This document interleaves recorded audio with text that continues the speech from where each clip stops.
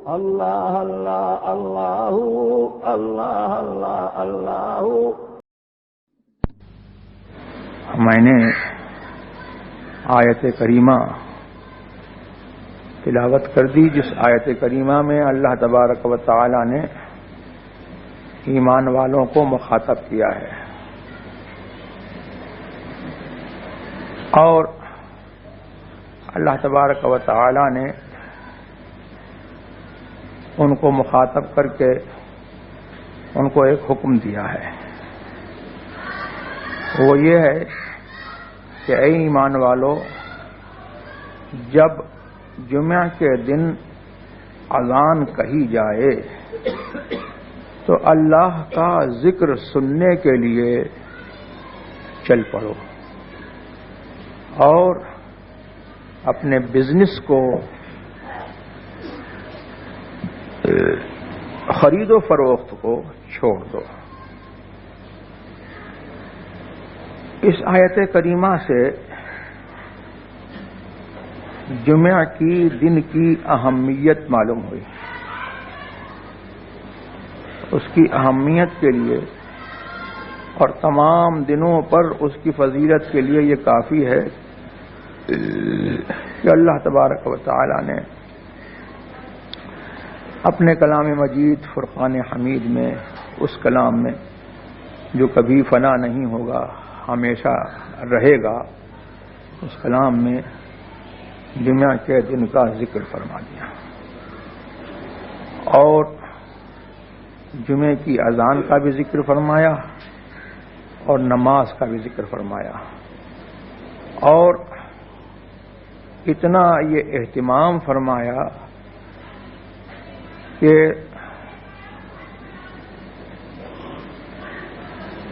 جمعے کے دن امام جمعے کی نماز سے پہلے جو خطبہ پڑھتا ہے اس کے لیے یہ صاف صریح حکم فرما دیا کہ جب اذان ہو جائے تو اس وقت تم کو دنیا کے کاروبار میں لگے رہنا جائز نہیں ہے، اور 1 منٹ کی بھی تاخیر کرنا حرام ہے۔ اذان، پہلی اذان پکاری جائے اور تم ریڈی ہو، تیار ہو، تو فوراً خطبے کے سننے کے لیے حاضر ہو جاؤ۔ ہم کو جو ہے مستعد کر دیا گیا، ریڈی کر دیا گیا کہ خطبے کو سننے کے لیے جو ہے حاضر ہو جاؤ پہلے سے۔ اور جمعے کے دن مسجد میں پہلے آنا جو ہے یہ بڑے ثواب کی بات ہے۔ بہت ساری حدیثیں اس سلسلے میں ہیں، میں آپ کو ایک حدیث سناتا ہوں۔ سرکار ابد قرا جناب احمد مجتبی محمد مصطفیٰ صلی اللہ تبارک و تعالی علیہ وسلم کا ارشاد ہے کہ جو جمعہ کے دن جلدی اٹھے، جلدی اٹھنا تو صبح کے کو جلدی اٹھنا یہ تو مسلمان کی ڈیوٹی ہے، ہر دن کی ڈیوٹی ہے، اور ہر دن جلدی اٹھنا فضل کا کام ہے، ثواب کا کام ہے، اچھا کام ہے۔ لیکن جمعے کی کچھ خصوصیت ہے کہ سرکار فرماتے ہیں کہ جو جمعہ کے دن جلدی اٹھے اور جلدی جلدی سارے اپنے کام نپٹائے اور جمعہ کے دن خود بھی نہائے اور اپنے اہل خانہ کو نہلوائے، یعنی اہل خانہ سے جو ایک کانٹیکٹ ہے پرمیسیبل، جس کی شریعت سے اجازت ہے، جمعہ کے دن، جمعہ کی شب میں وہ کانٹیکٹ بھی ثواب کا کام ہے۔ سرکار فرماتے ہیں خود بھی نہائے اور اہل خانہ کو نہلوائے، اور پھر وہ جمعے کے دن جلدی چل پڑے تو اللہ تبارک و تعالی اس کے لیے ہر قدم کے بدلے میں 10 نیکیاں لکھے گا اور اس کی 10 برائیاں دور فرمائے گا اور اللہ تبارک و تعالی اس کے 10 درجے بلند فرمائے گا. اور دوسری حدیث میں یہ ہے کہ سرکار نے فرمایا کہ جمعے کے دن فرشتے لکھتے رہتے ہیں کہ کون مسجد میں پہلے آیا، پھر کون پہلے آیا، پھر کون پہلے آیا، یہاں تک کہ جب مسجد جو ہے بھر جاتی ہے اور امام خطیب خطبے کے لیے بیٹھ جاتا ہے تو یہ خطبے کا اتنا اہتمام جو ہے آیت کریمہ میں کیا گیا اور حدیث پاک سے ہم کو معلوم ہوتا ہے. حدیث میں آیا کہ فرشتے جن کا کام جو ہے وہ لکھنا ہے وہ کبھی بندوں کے نامہ اعمال لکھنے سے جو ہے وہ توقف نہیں کرتے، ہمیشہ بندوں کے نامہ اعمال لکھتے رہتے ہیں. اس وقت جب امام خطبے کے لیے بیٹھ جاتا ہے تو یہ اپنے صحیفوں کو، اپنی بکس کو یہ لپیٹ لیتے ہیں اور امام کے قریب بیٹھتے ہیں. معلوم یہ ہوا کہ امام کے قریب بیٹھنا جو ہے یہ فرشتوں کی سنت ہے اور جلدی آنا جو ہے یہ بھی جو ہے وہ فرشتوں کی سنت ہے. اور امام کے قریب بیٹھ کر کے اپنا وہ کام موقوف کر دیتے ہیں اور جب وہ خطبہ شروع کرتا ہے تو ہمتن گوش ہو کر کے، خاموش ہو کر کے اس کے خطبے کو سنتے ہیں. تو خطبے کو سننے کا یہ ادب بھی ہے اور یہ ہماری اور آپ کی ڈیوٹی بھی ہے کہ جب خطبہ شروع ہو تو خطبے کے سننے کے لیے جو ہے پہلے سے حاضر ہوں. اسی لیے جو ہے مستعد کیا گیا اور یہ مسئلہ بیان فرماتے ہیں علماء کہ اذان اول ہو جانے کے بعد جو ہے اب جائز نہیں ہے کہ دیر لگائے. تیار ہو گیا ہے تو فوراً مسجد میں آئے بلا تاخیر، اور اگر تیار نہیں ہوا ہے تو جلدی سے تیاری کر کے جو ہے مسجد میں حاضر ہو جائے. بہت سے لوگ یہ انتظار کرتے رہتے ہیں کہ اب دوسری اذان ہوگی تو ہم چلیں گے، اور بہت سے لوگوں کو یہ بھی دیکھا کہ امام خطبے کے لیے کھڑا ہوا ہے، خطبے کے لیے بیٹھ گیا ہے یا خطبہ دے رہا ہے تو مسجد میں حاضر ہو رہے ہیں، اور پھر جب مسجد میں حاضر ہوتے ہیں تو آئے پیچھے اور چاہتے ہیں کہ ہم کو آگے جگہ ملے. جہاں آدمی پہنچا، جس جگہ اس کو جگہ ملی، اس کے اوپر لازم ہے کہ وہیں پر وہ بیٹھ جائے اور آگے بڑھنے کی کوشش نہ کرے. حدیث میں سرکار نے ارشاد فرمایا کہ جو جمعے کے دن گردنیں پھلانگے گا، قیامت کے دن اللہ تبارک و تعالی اس کی گردن کو پل بنا دے گا کہ لوگ اس سے پھلانگ کر کے جائیں گے. اور صف کا مسئلہ ہے کہ اس میں صف میں خلل اور جگہ چھوٹنا نہیں چاہیے، اور ایک صف پوری ہو جائے پھر دوسری صف بنائی جائے، پھر تیسری صف بنائی جائے. تو اگر صف کے اندر اگر کسی نے خلل چھوڑ دیا، بیچ میں جگہ ہے، تو سرکار نے فرمایا کہ جو کسی صف کو ملائے اللہ تبارک و تعالی اس کو ملائے،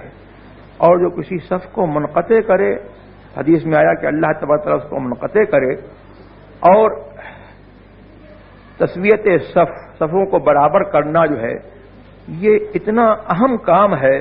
کہ اگر صف میں فرجہ، درمیان میں جگہ چھوٹی ہوئی ہے تو اب حکم یہ ہے وہی شخص جو پیچھے آیا جس کو گردن پھلانگنا حرام ہے، اب اس صورت میں جب وہ دیکھ رہا ہے کہ آگے جگہ چھوٹی ہوئی ہے تو شریعت کی طرف سے اس کو اجازت ہے اور اس کو حکم ہے کہ وہ گردن پھلانگ کر کے آئے اور جو صف میں جگہ چھوٹی ہوئی ہے اس کو بھر دے. اس لیے کہ اگلی صف والوں نے اپنی حرمت کو خود ختم کیا. یہ چند احکام خطبہ اور صف کے احکام جو ہے وہ میں نے بیان کر دیے. اور یہ جو خطبے کی اہمیت ہے یہ کس وجہ سے ہے؟ اس لیے کہ اس میں قرآن پڑھا جاتا ہے.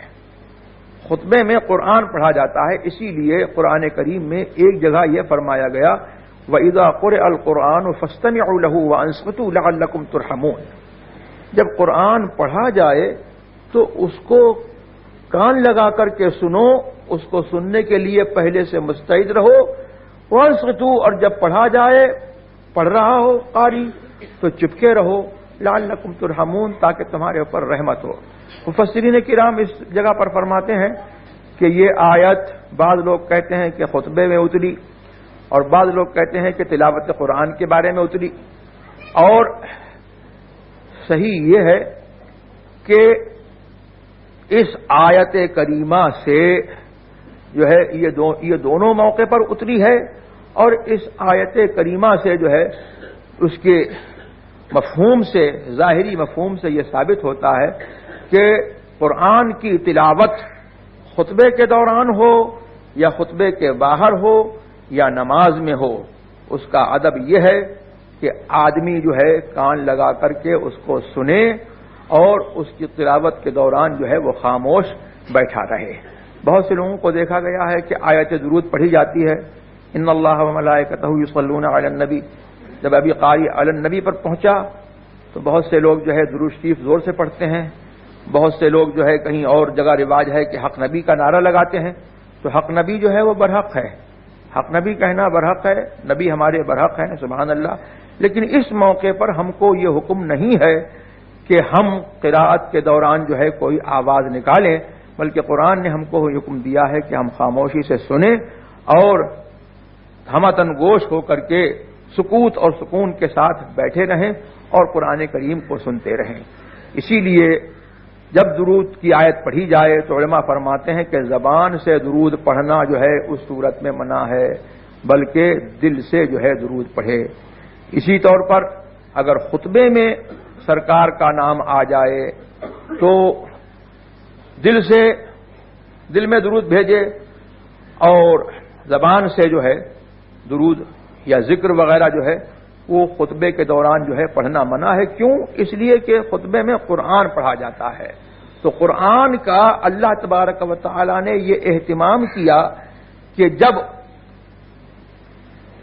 ابھی خطیب نے قرآن پڑھا نہیں ہے لیکن پہلے سے ہم کو مستعد کر دیا گیا کہ ہم کو معلوم ہے کہ خطیب قرآن پڑھے گا، اس وجہ سے ہم کو مستعد کر دیا گیا کہ تم اس خطبے کے دوران جو ہے بولو مت، بات مت کرو، اور یہاں تک کہ بھلائی کا حکم دینا یہ بڑا کام، اچھا کام ہے، اور یہ ایک ڈیوٹی ہے مسلمان کی. اگر سمجھتا ہے کہ میرے کہنے سے جو ہے وہ کام کرے گا، اچھا کام کرے گا اور برائی سے رک جائے گا تو اس پر فرض ہے کہ اس کو بھلائی کا حکم دے اور برائی سے روکے. لیکن دوران خطبہ سرکار نے ارشاد فرمایا کہ اگر خطیب جو ہے خطبہ دے رہا ہے اور اس صورت میں تم نے یہ کہا دوسرے شخص سے جو تمہارے برابر بیٹھا ہوا ہے اور تم نے اس سے کہا کہ خاموش ہو جاؤ، تو حدیث میں فرمایا فقط لغوتا، تو نے بیکار بات کی. ہاں، اشارے سے اس کو خاموش رہنے کا حکم دے، اور خطبے کے دوران جو ہے وہ خاموشی سے سنتا رہے اور خاموشی ہمتن گوش ہو کر کے خطبہ سنتا رہے اور سکون کے ساتھ بیٹھا رہے. یہی حکم جو ہے قریب والے کا بھی ہے اور یہی حکم جو ہے دور والے کا بھی ہے. اب تو لاؤڈ اسپیکر ایجاد ہو گیا ہے، لاؤڈ اسپیکر سے جو ہے آواز دور تک پہنچ جاتی ہے. پہلے لاؤڈ اسپیکر نہیں تھا تو بھی یہ حکم تھا اور آج بھی یہ حکم ہے کہ بائی دا وے اگر لاؤڈ اسپیکر کی آواز نہیں پہنچ رہی ہے یا مشین فیل ہو گئی ہے، آپ دیکھ رہے ہیں کہ خطیب جو ہے وہ خطبے میں مشغول ہے، آپ کو معلوم ہے کہ خطیب امام جو ہے خطبہ دے رہا ہے، تو اس صورت میں دور والوں کو بھی یہ حکم ہے کہ وہ خاموشی کے ساتھ جو ہے وہ بیٹھے رہیں. اور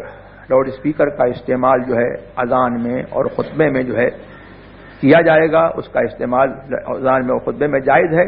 اور نماز جو ہے وہ نہایت احتیاط کا محل ہے. نماز کے اندر جو ہے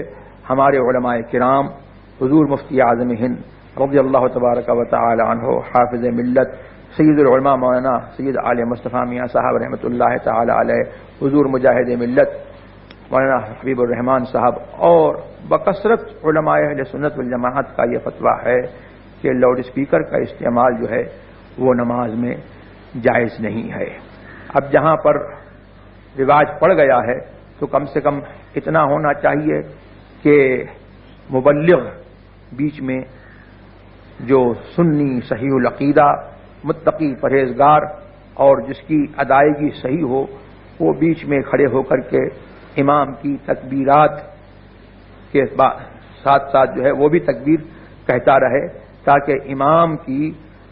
نقل و حرکت مبلغ کے ذریعے سے لوگوں کو معلوم ہو جائے اور لوگ لاؤڈ اسپیکر کی آواز پر ریلائی نہ کریں، اس پر اعتماد نہ کریں،